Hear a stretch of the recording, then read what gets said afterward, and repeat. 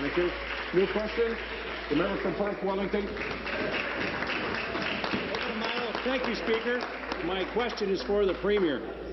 On March the 5th, the Premier received a copy of the package from the municipality of North Perth concerning the industrial wind turbine project that threatens the community. It included a letter from the Mayor, the municipal consultation form, and my letter of support. The Premier should remember it. It was about an inch thick, and I delivered it right to her, right here in the legislature.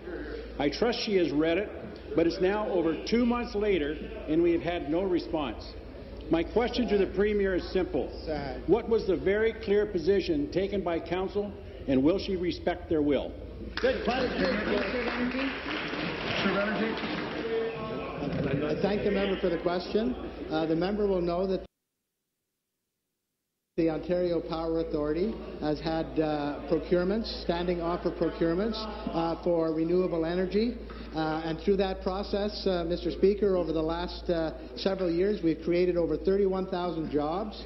We have stated quite clearly our speech from the throne, and the Premier has repeated that we are looking and working together in a number of ministries to improve how we deal with the siting of renewable energy projects. I'm pleased to announce that in the very near future, we'll have some new rules on the siting of renewable energy, Mr. Speaker. Thank you. Supplementary. Mr. Speaker, it sounds like the Premier will not support them. That's right. Yep. On this issue, the McGuinty Wind Liberals are showing no more respect to my constituents than they did in the gas plant scandal. We also remember the throne speech, which suddenly claimed to understand the need for willing hosts on projects like wind turbines. Well, our councils have spoken. North Perth, West Perth, and many more have passed resolutions. They are, and I quote, not willing hosts for industrial wind turbines. And the Attorney General. The Premier continues to allow the wind project in our area to move through the old, broken process.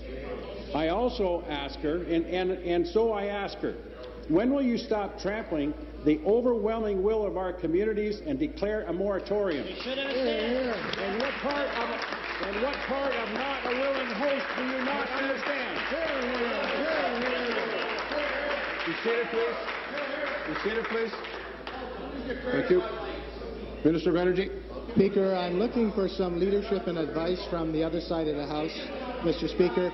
We just heard a very significant Member from Huron, Bruce, come to order. Dialogue with respect to cancelling contracts. And the position on the other side is that the government ought not to be unilaterally cancelling contracts. And we now have a request from the other side to unilaterally cancel a contract, Mr. Speaker. So I'm looking for advice from the other side in terms of how we deal with the number of contracts that have been signed, Mr. Speaker, for which there might be some objections in the community, as there was in Mississauga, as there was in Oakville. And I'm challenging the member to say, should we break this contract?